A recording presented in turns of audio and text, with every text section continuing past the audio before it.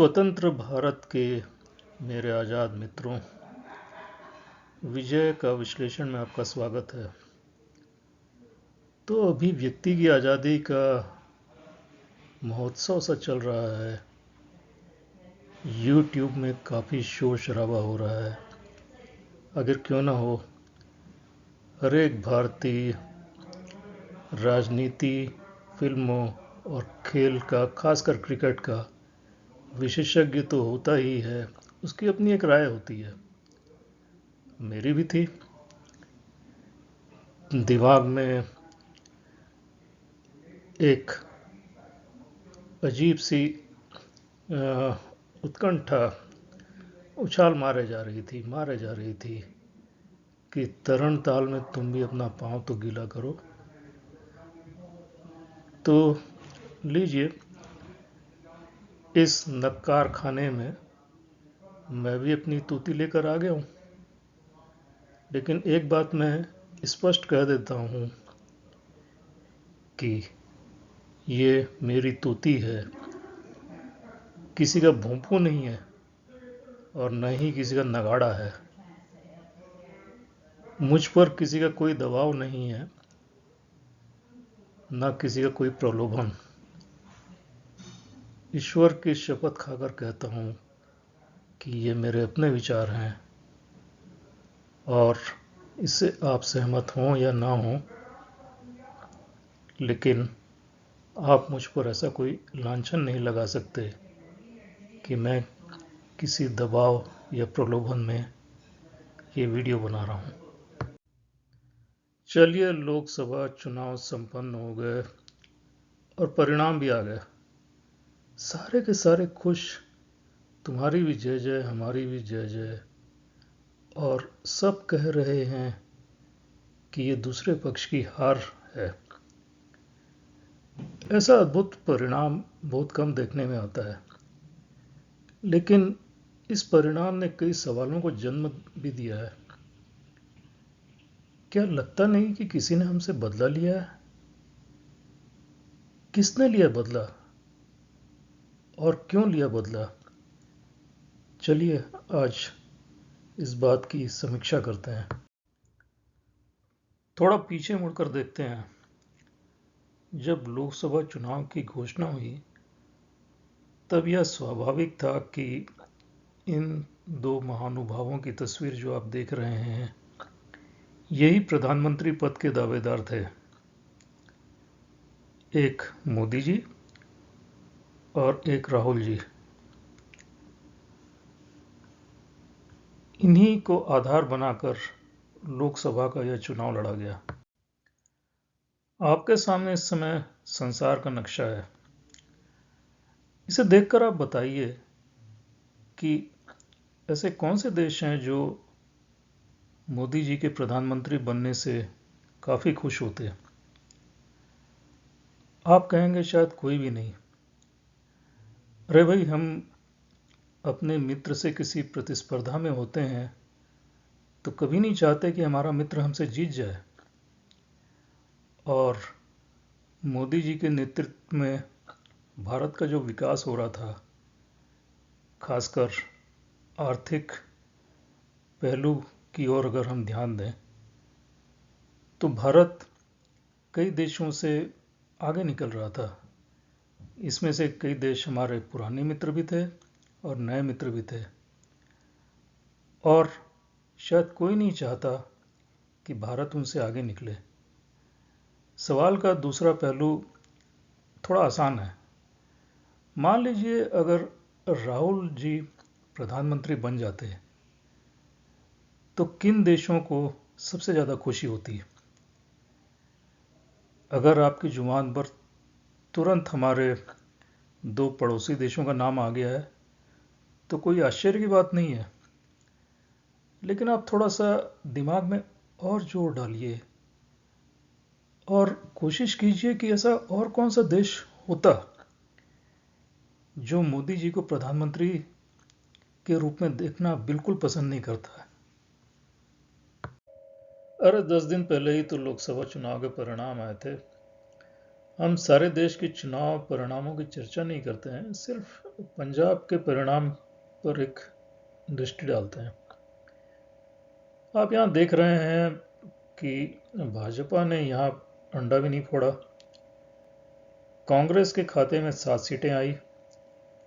आप जो कि 13-0 का दावा करती थी, उसको 3 सीटें मिली। पुरानी पार्टी शिरोमणि अकाली दल को भी 1 सीट मिल गई। लेकिन ये 2 निर्दलीय कहां से आ गए? कौन है ये 2 निर्दलीय? अमृतपाल सिंह, जिसने जनरल सिंह भिंडरांवाले की यादें ताजा कर दी। एक ऐसा शख्स जिसने खालिस्तानी आंदोलन को एक नया जीवन दे दिया। सिर्फ इतना ही नहीं, उसने कुछ ऐसे कारनामे किए, कुछ ऐसे वक्तव्य दिए जिसकी वजह से अभी वो असम की जेलों में बंद है। करीब 1-1.5 साल पहले की घटना याद कीजिए, जब अमृतपाल सिंह के उकसावे में आकर उसके समर्थकों ने अजनाला के पुलिस स्टेशन पर धावा बोल दिया था। कैसा मंजर था वह! हिंसा, आतंकवाद का कैसा नंगा नाच था। और इस घटना के बाद ही अमृतपाल सिंह फरार हो गया। चूहे बिल्ली की लुका छिपी के खेल के बाद अमृतपाल सिंह गिरफ्तार तो हुआ, असम की जेल में बंद कर दिया गया। लेकिन एक बात स्पष्ट हो गई, अमृतपाल सिंह ने अपने समर्थकों की एक फौज बड़े ही गोपनीय तरीके से खड़ा कर दी थी। और भले ही वो जेल में रहा और लोगों ने कहा कि अब शायद आतंकवाद फिर से पंजाब में सिर नहीं उठाएगा और अमृतपाल सिंह का शायद यह अंत है, लेकिन नहीं, ये देश का संविधान है। चुनाव आए, जेल से ही अमृतपाल सिंह ने चुनाव लड़ा। अरविंद केजरीवाल की तरह वह कोर्ट में गिड़गिड़ाया नहीं, न उसने रिहाई की कोई भीख मांगी, और वह चुनाव जीत गया। उसके इस जीत ने ढेरों सवाल खड़े कर दिए। आखिर कौन से लोग हैं जो उसका समर्थन कर रहे हैं? और चुनाव इस देश में काफी खर्चीला भी होता है। उसके लिए पैसे की जरूरत पड़ती है, प्रचार की जरूरत पड़ती है। पैसे कहां से आते हैं उसके पास? और कौन है उसके पीछे? सरबजीत सिंह खालसा दूसरे निर्दलीय प्रत्याशी हैं। इनकी तस्वीर के पीछे आपको एक दूसरी तस्वीर नजर आ रही होगी, और मेरे पुराने साथियों के दिमाग में वह तस्वीर शायद हमेशा के लिए अंकित हो गई है। जी हाँ, लेकिन मेरा तो ये मानना है कि पिता के कृत्यों की सजा पुत्र को क्यों मिलनी चाहिए?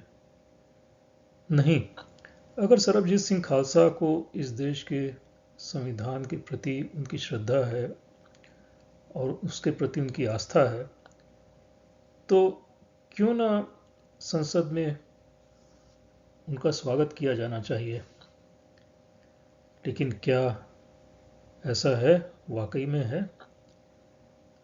कहीं ऐसा तो नहीं कि सरबजीत सिंह की जीत के पीछे कोई संकेत है? क्योंकि जैसा मैंने कहा, चुनाव के लिए समर्थन कहाँ से आता है, पैसा कहाँ से आता है, कौन से ऐसे लोग हैं जो इस तरह की चीज़ों के लिए ऐसे उम्मीदवारों का समर्थन करते हैं? एक जो संकेत है, यह कहाँ से आ रहा है और ये किस प्रकार का संकेत है? आज से करीब 1 साल पहले इन्हीं दिनों कनाडा में एक परेड का आयोजन किया गया, जिसमें एक झांकी थी, जिसमें एक महिला सफ़ेद वस्त्रों में थी। उसके सामने 2 सिख एक सुरक्षाकर्मी की वेशभूषा में थे।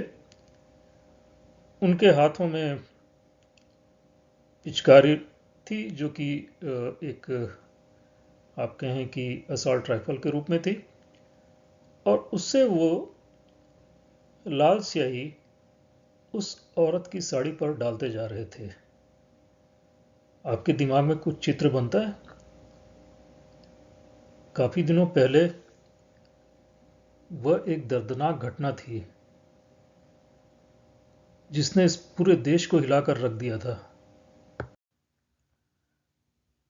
इस भीषण घटना और इसके बाद हुए सिखों के नरसंहार ने पूरे देश को हिलाकर रख दिया था।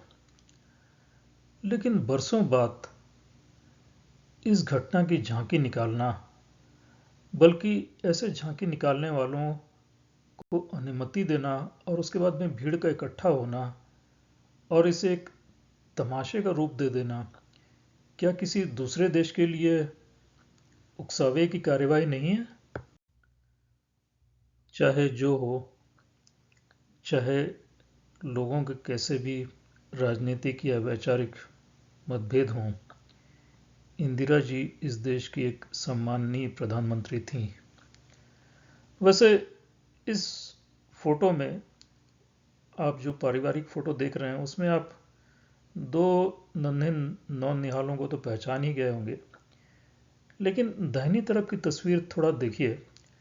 इसमें इंदिरा जी के साथ में दूसरा कौन सा शख्स चल रहा है? क्या आप उसे पहचान पाएंगे? राष्ट्रीय सम्मान से जुड़ी इस घटना को भारतीय जनता पार्टी की सरकार कैसे बर्दाश्त करती है? वैसे यहाँ एक चीज मुझे स्पष्ट रूप से नजर आती है। जहाँ बात राष्ट्रीय हितों की आती है या राष्ट्र सम्मान की आती है, वहाँ भारतीय जनता पार्टी और कांग्रेस में, बल्कि यूं कहूँ कि आज की कांग्रेस में, एक स्पष्ट अंतर साफ दिखाई देता है।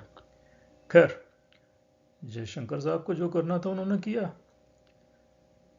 कनाडा के कूटनीतिकों को बुलाकर उन्होंने साफ शब्दों में भारत की अप्रसन्नता जाहिर कर दी और यहीं से एक नए विवाद ने जन्म ले लिया। इस घटना के 2 ही सप्ताह के अंदर कनाडा में हरदीप सिंह निज्जर, जो कि एक खालिस्तानी अलगाववादी नेता थे, उनकी हत्या हो गई। कौन थे ये निज्जर साहब? आप देख ही रहे हैं इस पोस्टर में। खालिस्तान रेफरेंडम की मांग करने के लिए लोगों को भड़का रहे थे।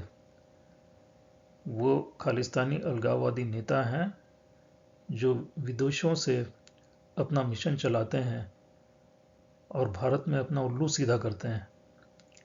ऐसे लोगों में से एक थे निज्जर। दूसरी तरफ कनाडा की सरकार सिखों द्वारा समर्थित एक राजनीतिक पार्टी की बैसाखी के सहारे चल रही थी। इस तरह सिखों ने, यानी कनाडा के सिखों ने, जांच की राजनीति शुरू कर दी। हो सकता है उन्होंने जस्टिन ट्रूडो को ब्लैकमेल भी किया होगा। जो कुछ भी हो, जस्टिन ट्रूडो ने इस घटना पर एक कार्रवाई करने का मन बना लिया था। कैसी कार्रवाई? तो कार्रवाई यह थी कि भारत को एक कटघरे में खड़ा किया जाए। इस तरह की बात के लिए उन्होंने अपने मित्र देशों का भी सहारा लेने की कोशिश की। यह कूटनीतिक दबाव G20 में साफ साफ दिखाई दिया। हालांकि उस समय तो उन ट्रूडो के मित्र राष्ट्रों ने उन्हें शायद समझाया होगा कि यह उचित मंच नहीं है इस तरह की बात उठाने का, और हो सकता है कि इसीलिए शायद ट्रूडो उस समय थोड़े से खामोश से रहे। पूरे G20 के दौरान ट्रूडो अलग थलग से दिखाई दिए वो खोए खोए से रहे। उनके जो भाषण थे वो बेजान साबित हुए। और यह भी सुनने में आया कि प्रधानमंत्री मोदी से मुलाकात के दौरान जो उनकी बातों का स्वर था, जो उनके वार्तालाप का स्वर था, वो सामान्य से थोड़ा ऊंचे स्तर पर पहुंच गया था। और एक हास्यास्पद घटना के साथ ट्रूडो की इस पूरी G20 यात्रा का अंत हुआ। कनाडा का हवाई जहाज भारत में खराब हो गया और ऐसा खराब हुआ कि ट्रूडो यहां पर 2 दिन तक फंसे रहे। हालांकि प्रधानमंत्री मोदी ने अपना विमान देने की पेशकश की, ट्रूडो ने ठुकरा दिया। प्रधानमंत्री मोदी ने कहा, अच्छा ठीक है, भारतीय इंजीनियर इस विमान को थोड़ा हाथ लगा कर देख लेते हैं। ट्रूडो ने कहा, नहीं, मेरे इंजीनियर कनाडा से ही आएंगे। वे होटल में बैठे रहे, अलग थलग पड़े रहे।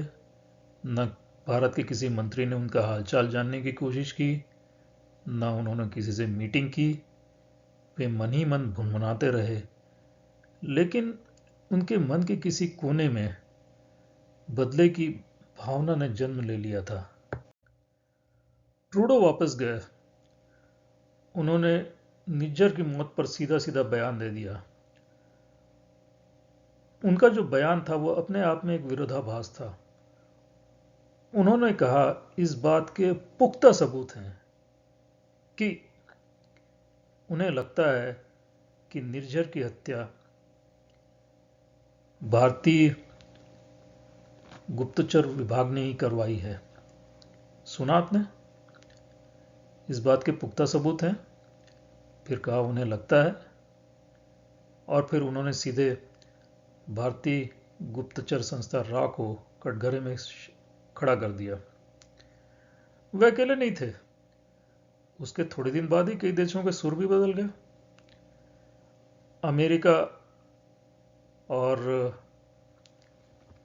यूके की अगुवाई में जो संगठन है जिसे फाइव आइज कहते हैं, जो 5 देशों का संगठन है, अमेरिका, कनाडा, यूके, न्यूजीलैंड और ऑस्ट्रेलिया, वे अपनी गुप्तचर जानकारी एक दूसरे से साझा करते रहते हैं और एक दूसरे के खतरों के प्रति आगाह करते रहते हैं। उन लोगों ने भी सीधे सीधे भारत को कहा कि उन्हें इस मामलों में सहयोग करना चाहिए, क्योंकि उनकी गुप्तचर जानकारी भी इसी दिशा की ओर इशारा कर रही है। लेकिन वो सबूत थे कहां? निज्जर की मौत पर उठा बवाल अभी शांत हुआ भी नहीं था कि एक दूसरी खबर आ गई। एक दूसरे खालिस्तानी अलगाववादी नेता सुखदूल सिंह उर्फ सुक्खा की कनाडा में कुछ अज्ञात लोगों ने गोली मारकर हत्या कर दी। लॉरेंस बिश्नोई, जो दिल्ली में जेल में बंद थे, उन्होंने इस हत्या की जिम्मेदारी अपने सर पर ले ली। कनाडा इसे गैंग वार मान ले, यह तो हो नहीं सकता था। कनाडा ने इसे मानने से इनकार कर दिया।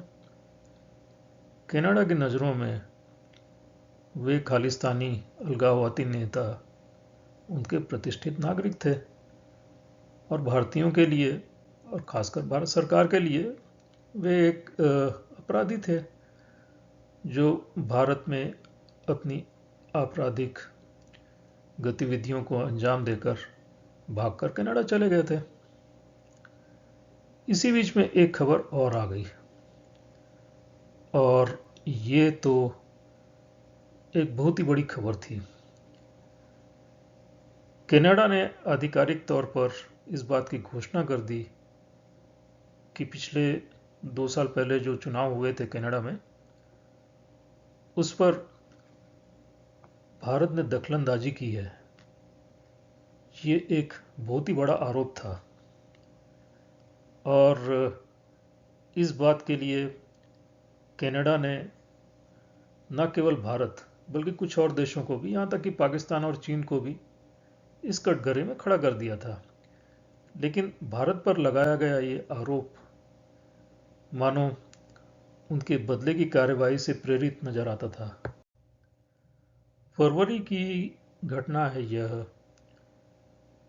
कनाडा ने इस बात को काफ़ी तूल दिया और उन्हें मालूम था कि भारत के लोकसभा चुनाव भी सर पर हैं। आधुनिक भारत का इतिहास कभी भी सिखों की गौरव गाथाओं के बिना लिखा नहीं जा सकता।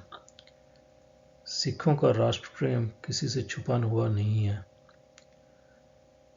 चाहे वो आज़ादी की लड़ाई हो या आधुनिक भारत के राष्ट्रपति और प्रधानमंत्री। सिखों ने हमेशा इस देश का गौरव बढ़ाया है, चाहे वो युद्ध का क्षेत्र हो या खेल का मैदान। सिख हमेशा अपने देश के लिए अपनी जान लड़ा देते हैं। फिर आखिर ये हुआ क्या है और ये किस बात का संकेत है? कहीं आपको ऐसा नहीं लगता कि कनाडा ने हमसे बदला ले लिया है?